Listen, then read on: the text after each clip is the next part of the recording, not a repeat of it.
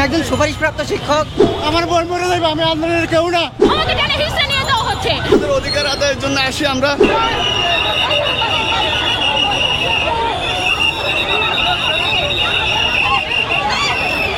দর্শক এই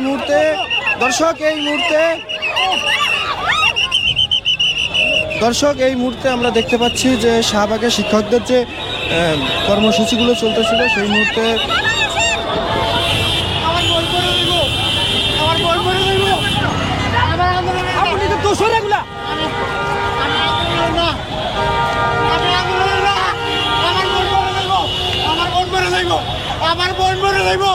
আমার বোন মরে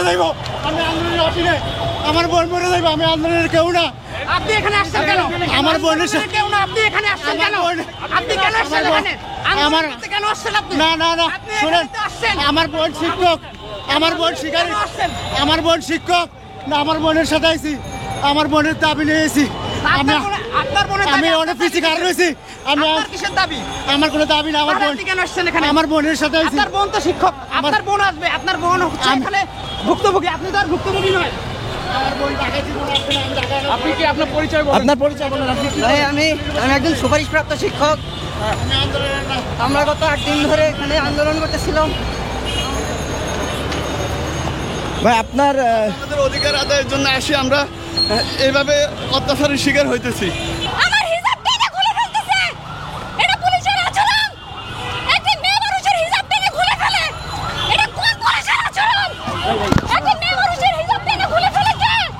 কে আমাদেরকে এই রায় দিছে যে একটা মেয়ের হিজাব টেনে খুলে ফেলে? হ্যাঁ? আপনার পরিচয়টা একটু বলেন তো।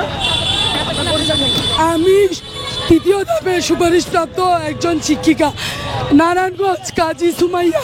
আমাকে অন্যায়ভাবে ওরা দৌড়ে নিয়ে যাচ্ছে, আমাকে অন্যায়ভাবে। আমাকে টেনে হিসেবে নিয়ে দেওয়া হচ্ছে 6531 পরিবারকে।